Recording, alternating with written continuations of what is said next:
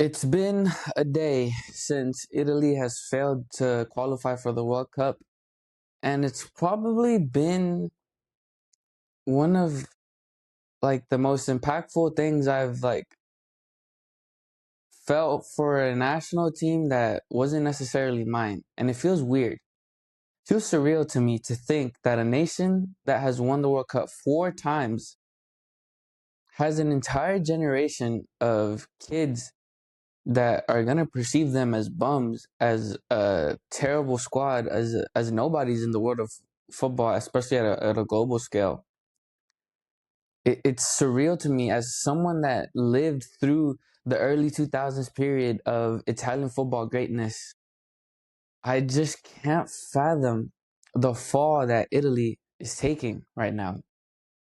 It's it's been so hard to comprehend, and I've been trying to inform myself as to why this is the case. Some good creators that you guys the one good creator that you guys should all probably go take a look at is JFTV Luca. I love his content. The guy knows ball. He analyzes the game very well, and he talks about it from a very, very footballing standpoint, not pushing agendas, not trying to do clickbaity catch all things. And I really trust his ball knowledge. And just seeing his video, how mad he was, and how he was so let down by his national team. I don't know. It spurs something in me. My first World Cup memory is watching 2006 in Italy lifting that trophy, and seeing Italy lift that trophy against France. It's so surreal to me. This can't be that same Italy. Where has it all gone wrong? This is the fall off is insane. And as I guess call it what you want, romantic of the game, seeing Italy down in the dumps doesn't sit right with me. It disturbs the football purist in me, if you will. And it's so strange. Um and from what I've been able to gather, continuing to read up, and the things that have followed Italy's disqualification is so short, man. There's 48 teams at this World Cup, and Italy will not be there after their loss yesterday to Bosnia. A Bosnia who still played like 40-year-old Zeko and 50-year-old Kolasinac. I hadn't heard of that man in forever. Excuse the ignorance, but and it seems like it's coming down to a couple of things. Number one being the lack of cohesion in and structure at the federation for the direction of Italian football. And this is all stemming from youth development onwards. After 2006, Italy have been grouped in 2010, grouped in 2014, and have not qualified to 2018, to 2022, or 2026. It'll have been 16 years since Italy played a World Cup. And in the two prior ones that they qualified to, they got grouped. How do we make sense of that? And it's not like they played with bums. That national team has good players. They have solid players. Donnarumma, Cagliafiori, Mancini, Bastoni, who has links to Barca, Barella, Locatelli, uh, Di Marco, Moise Kean. These aren't bums. This squad isn't terrible. They have solid players. So what is the reason? Retegui isn't a bad player. He's a good bagsman. But it's all coming down to Italy trying to progress and keep up with the times, right? Italy was always known for what? Catenaccio. Rugged, defending, 5-4-1, ultra defensive, sit on a low block, counter attack. But what has happened? That formula works when you have differential players on the attack. Your Del Pieros, your Totis, your Baggios, you know, your creative elite generational talents. And when that's not there, this is the result that you're left with. And they are incapable of taking the game to sides that are much worse than them. Because, like, player for player, Bosnia is not better than Italy. Last time around, was it uh, Northern Macedonia? They're not better than Italy, but they're incapable of taking the game to the opponent. And why is that? Why is it that the Italian player does not have it in them to be able to submit a worse team than them? It doesn't make any sense to me. So I was like, man, what's going on? What's going on with this? And ultimately, there's been a lot of uproar, obviously, because of what's happened. And it's come down to the disconnection between where the senior team is trying to head towards a more progressive style of play. We know that also being Italy's head coach is difficult. There's Being Italy's head coach is difficult because national team coaching is not the same as club team coaching. Gattuso had been a proponent of very possession-based football that was front-footed. Spalletti is a great coach.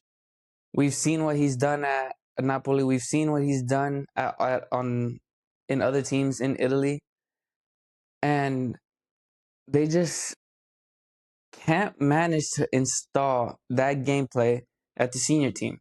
And why is that? And it's because the the Italian player is not used to playing on the front foot, playing possession-based football. They're not used to dominating games.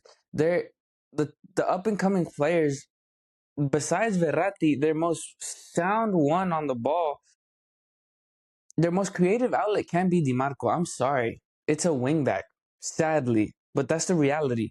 This is where this Italy team is. Where are those generational talents that have been coming in?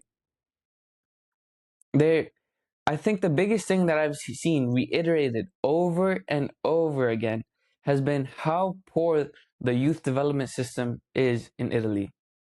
In all the Serie A academies, you look at Juventus nowadays, you look at Juve, you look at Milan, you look at Inter, you look at Roma, you look at all these big Serie A sides, Napoli,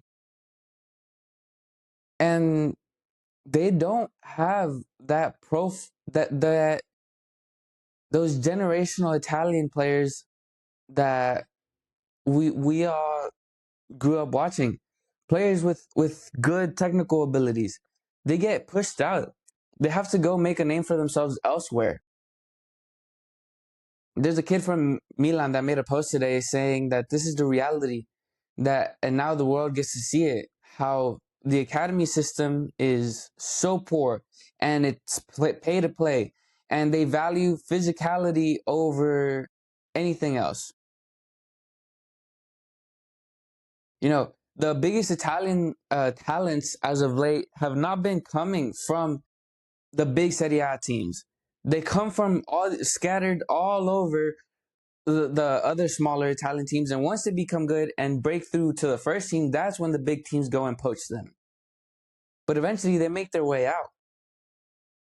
Verratti left, Tonali left. Because in Italy, they don't value the technical ability of a player. They see him as too small. They prioritize the short-term victory. These big Italian teams, they've become a breeding ground for pretty much it's the retirement league of Europe. KDB, Lukaku going back there, Modric going back there with 40 years old, Zlatan going back there after the MLS.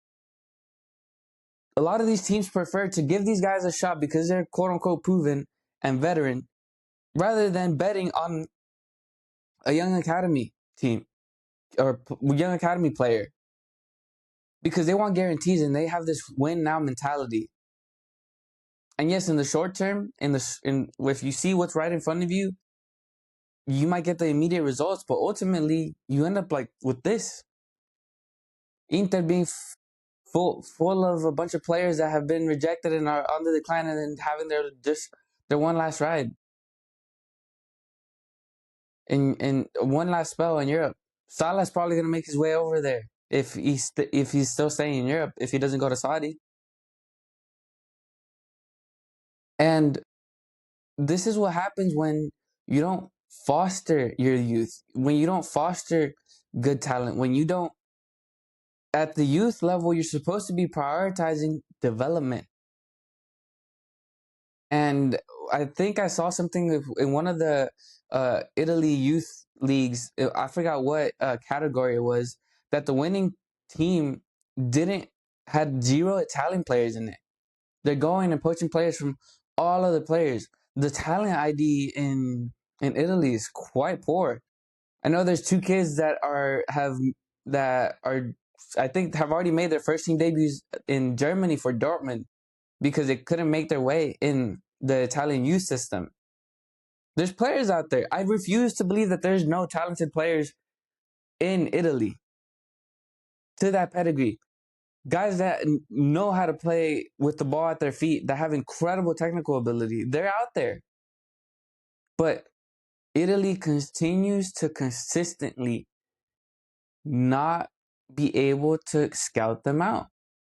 These players are getting lost in the youth and the academy system. It's a pay to play. It's a you know, they value the physique, the physical dominance over ability. And these are the results. These are the results. You know, you look, for example, Spain. You have a clear-cut archetype of Spanish player. Your Zubimendi's, your Fabian Ruiz, your Carlos Soler, your Pedri, your Fermin, your Dani Olmo, your Rodri, your Busquets, your Xavi Alonso, your David Silva. That isn't luck. That isn't your Isco. On the front foot, Oyarzabal, Lamine, Nico, Ferran, David Villa, Pedro, Fernando Torres. This isn't luck. This isn't this has been fermented, farmed, cultivated, structured from all across the board. You know exactly the type of player that Spain has. Ball playing center backs. Eddie Garcia, Cubarsí, Hoisin, Laporte, Íñigo Martinez, Vivian. All across the board, Lenormand. You name it. The type of fullbacks that they have as well. Piqué, Puyol, Sergio Ramos. You you know the archetype of the Spanish player. You know the the type of player that Spain's academies produce. They're all cohesive. Oh, you think? Oh, well, in Spain, they're just born with a good, natural good technical ability. No, no, they hunt those players out because they prioritize development over result. Long-term development and the process and the ongoing work in an orderable and structured fashion with a particular style of play in mind that you're working towards produces long-term success rather than short-sighted success in the now. That's the reality. That's the truth. It really is. It really is. It's not coincidence. It's not luck. It's not sporadic talent. to the point. It's straightforward to the dot. It's calculated. It's methodical. From U12, U8 even onwards, it is baseline, the type of Spanish player that you're going for. Germany. What do we see in Germany? Jurgen pressing. We all know what, even though Germany's going through a slump right now, right? But they still continue to produce great players. You still continue to have your Toni Krooses, your Schweinsteigers, your Verts, your Musialas, your fullbacks, your center backs, Jonathan Tah, Lam, Homos, Slotterbeck, Sule in his day, Boateng, Neuer. Go even in goalkeeper, Ter Stegen and Neuer are so similar. It's they have profiles of players and they institute that play throughout all of their youth development systems. France, the way France has continued to propel itself forward. Look how stacked that France team is nowadays. France's C team. Why? Because after their corresponding failures, they, even though it's quite problematic, I'm not saying they're Spain, they're not that far developed, but man, have they been able to produce some absolute monsters in attack. You think it's coincidence that they have these speedy, pacey wingers on all sides and have a bunch of magician tens? No, it's not coincidence at all. This has been an ongoing work. Marcelo Bielsa called it a while ago whenever he went to Marseille that the way things were going in France, France was going to be a hub for incredible talent for the way that Ligue 1 was working their youth systems. This is methodical.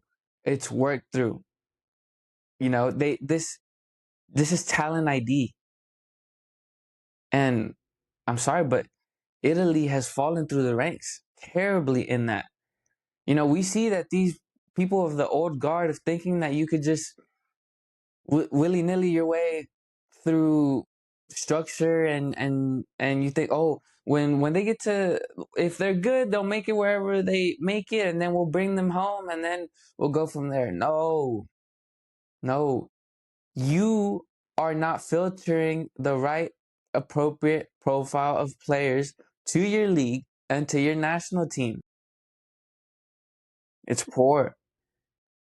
And for, I think, a lot of nations can take a look at this and learn from it.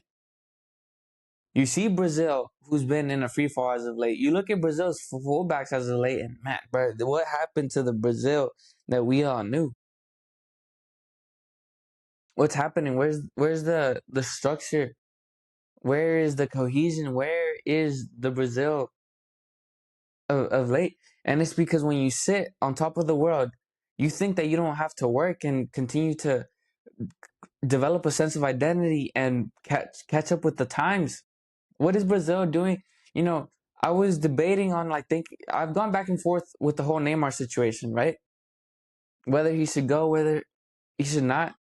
And the real issue at hand is, why is Brazil still having to count on a 34-year-old Neymar whose meniscus is barely hanging on to its knee?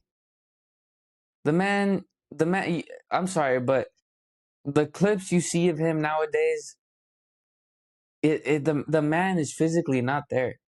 Yet Brazil are so desperate for an ounce of creativity and magic that it's a whole topic of conversation still. It's insane. You look at, I don't know, you look at some other national teams that have been quite poor, granted, albeit to a much lesser scale. You look at the US, and they're probably just before their quote unquote greatest generation talent wise, with all these players playing in Europe, and their best play has come under Berhalter, a Berhalter who I wanted out. I hated the man. Guess we all owe him an apology. But at the same time, you kind of have to look to the federation and think, what were you doing appointing Mauricio Pochettino to this side? You want to win and then you hire an ex-Spurs coach. Come on. The jokes write themselves. What direction? What's the style of play that they're trying to implement? Are you trying to play possession-based football? Are you trying to play on the forefront? Or are you trying to sit back and counter? Nobody knows. We don't know. We all don't know. I can't tell, at least. It's a free fall. And they're probably set for a poor performance. I hope I'm wrong, but they're probably set for a poor performance moving forward. With it's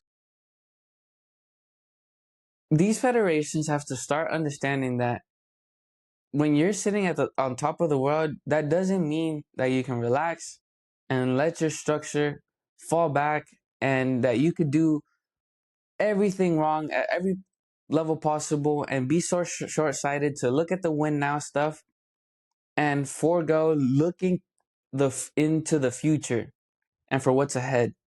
And this is the consequences of a multitude of things going wrong.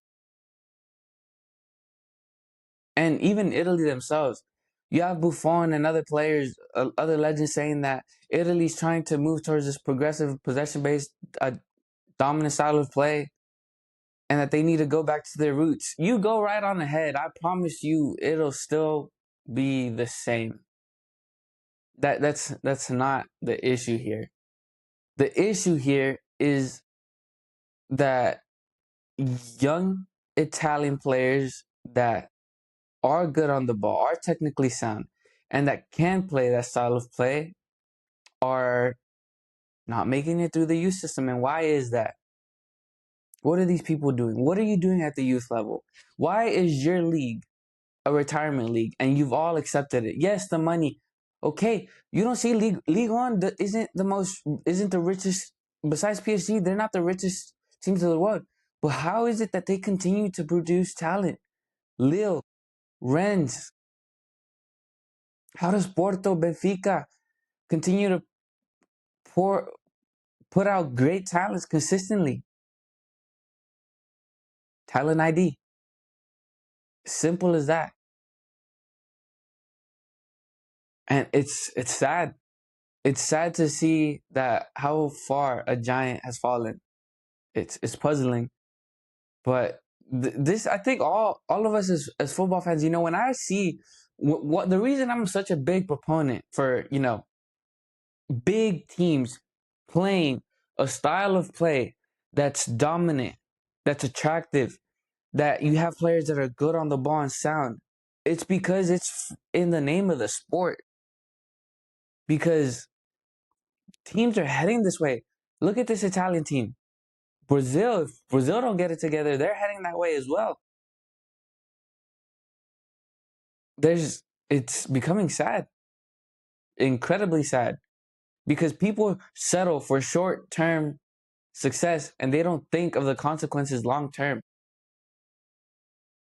It's rough, but and it's not like there's a shortage of good coaches. Roberto De Zerbi, Roberto Mancini, Ancelotti, Allegri, Conte. Italy has great coaches. Spalletti, great coach. What's his name? Chelsea, Sarri, great coach as well. Gasperini, bro, what are we talking about here? Italy has great coaches.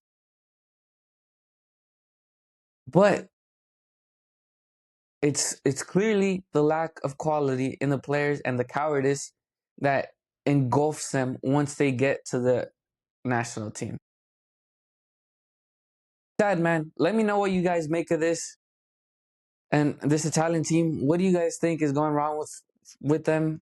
Let me know in the comments. Go ahead and drop a like and subscribe as well. And yeah, catch you guys in the next video.